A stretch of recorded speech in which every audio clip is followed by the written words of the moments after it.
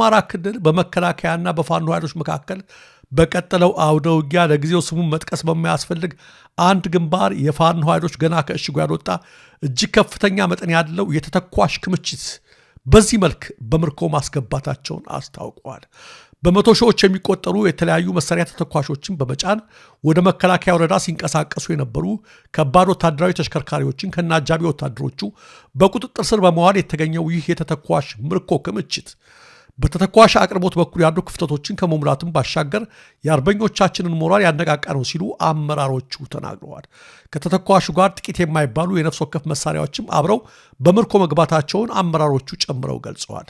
ይሄ ተተኳሽ ምርት በገንዘብ ቢተመን በቢሊዮን ዶላሮች የሚገመት ነው ያሉት የአፋብን አመራሮች አብይ አህመድ ከቱርክ እስከ አዘርባጃን እየተመላለሰ በዕዳና በብድር የሚገዛው መሳሪያ በለጋሱ በብርሃኑ ጁላና በነ መሐመድ ተሰማ በኩል ያለማሳደስ እየደረሰን ስለሆነ ምስጋናችን ከፍ ያለ ነው ብለዋል። ምርኮኛ ልጆቻቸው በሰላም ወደ ቤቶቻቸው የተሸኙላቸው የኦሮሞ ብሔረሰብ ተወላጆች ለፋኖ ምስጋና አቀረቡ።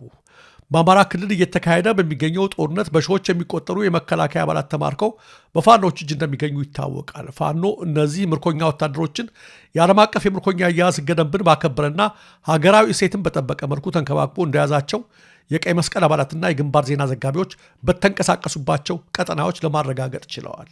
ከምርኮኛ ወታደሮቹ መካከል ከፍተኛውን ቁጥር የሚይዙት የኦሮሞ ተወላጆች ሲሆኑ ይህ ስርዓት የኦሮሞ ስርዓት ነው፣ እንዳይፈርስ መታደግ አለባችሁ በሚል ፕሮፓጋንዳ ተታለው መከላከያ ሰራዊትን እንደተቀላቀሉ ይናገራሉ። በውጊያ ከተማረኩት ባሻገርም በፈቃደኝነት የአርበኞቹን ዓላማ ተጋርተው ከእነርሱ ጋር ለመቀላቀል በመፈለግ እጃቸውን ለሰጡ ወታደሮች የፋኖ አመራሮች የትግሉን ዓላማ በማስረዳትን ጨምሮ የተሃድሶ ስልጠና ሲሰጧቸው ቆይተዋል። አሁን ላይ ስልጠናው መጠናቀቁን ተከትሎ ወደ ቤተሰቦቻቸው መሄድ የፈለጉትን የትራንስፖርት ወጪ በመሸፈን በሰላም የሚሄዱበትን ቀጠና በማመቻቸት እየሸኟቸው ይገኛሉ። ይህን ተከትሎም ልጆቻቸው ከሞት ተርፈው በሰላም የመጡላቸው በወለጋ፣ በሸዋ፣ በቦረናና በሌሎች የኦሮሚያ አካባቢዎች የሚገኙ የምርኮኛ ወታደር ወላጆች ከልጆቻቸው ጋር ሆነው አብረው ስልክ ጭምር በመደወል ለፋኖ ምስጋና እያቀረቡ መሆናቸውን በየቀጠናው ያሉ የአርበኞቹ አመራሮች ገልጸዋል። ከተማረከ በኋላ የመጓጓዣዎች ተሸፍኖለት የተሸኘ ልጃቸውን በሰላም ካገኙት ወላጆች መካከል በምዕራብ ሸዋ ዞን የአምቦ ከተማ ነዋሪ የሆኑ አንዲት እናት ልጄን ዳግመኛ እንደወደዳችሁት ነው የሚቆጥረው። ይህ አካሄዳችሁ ትግላችሁ ሀቅ እንዳለው የሚያስመሰክር ነው። የእውነት አምላክ ከእናንተ ጋር ይሁን የሚል መልእክት ማስተላለፋቸው ተመልክቷል። ሌላኛው ተመሳሳይ ዕድል የገጠማቸው ደግሞ በቄለም ወለጋ የደንቢ ዶሎ ከተማ ነዋሪ የሆኑ አንድ አባት ልጄ በፋኖ መማረኩን ስሰማ አምርሬ አልቅሼ ነበር። ምክንያቱም እኛ በቀበሌ ስብሰባም በኦቢኤን እና በኦኤምኤን ቴሌቪዥን የሚነገረን ፋኖ ገዳይና አራጅ ነው የሚል ነው። አሁን ግን ልጄ በሰላም መጥቷል። በዚህም የትግላችሁን ቋቀኝነት አረጋግጣችኋል። ዋቃ ማለትም አምላክ ከእናንተ ጋር ይሁን የሚል መልእክት አስተላልፈዋል። በተመሳሳይ ምርኮኛ ልጆቻቸው በሰላም ወደ ቤታቸው የተሸኙላቸው በኦሮሚያ ክልል ሰሜን ሸዋ ዞን አርሲ አካባቢን ጨምሮ በጉጂ በምስራቅ ወለጋ ነቀምቴና በሌሎች የክልሉ አካባቢዎች የሚገኙ የኦሮሞ ተወላጆችም ስልክ በመደወል ተመሳሳይ የምስጋና መልእክት ማስተላለፋቸውን ከፋኖ አመራሮቹ ገለጻ ለመረዳት ተችሏል። በሌላ በኩል በአርሲ ኦርቶዶክሳውያን ላይ በኦህዴድ ብልጽግና ታጣቂዎች እየተፈጸመ ያለው ግፍ ተባብሶ መቀጠሉን ከስፍራው የደረሰ መረጃ ያመለክታል።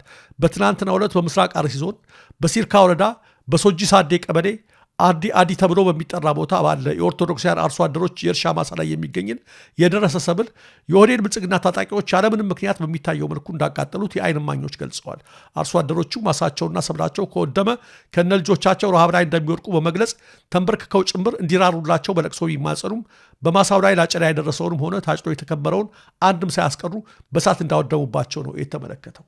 ባለፉት ቀናት ያለምንም ከልካይ በኦህዴድ ታጣቂዎች በርካታ ኦርቶዶክሳውያን መገደላቸው የሚታወቅ ሲሆን ከሞት የተረፉት ደግሞ ቤት ንብረታቸውና ማሳቸው እየተቃጠለ ከአካባቢው እንዲሳደዱ እየተደረገ ነው። ይህን ጉዳይ በቅርበት እየተከታተሉ ያሉ የዓይን ምስክሮች እየሆነ ያለው ነገር በሙሉ ከብልጽግና አመራሮች ጋር በተናበበ መልኩ ኦርቶዶክሳውያንን ከአካባቢው የማጽዳት ሴራ ነው ብለዋል።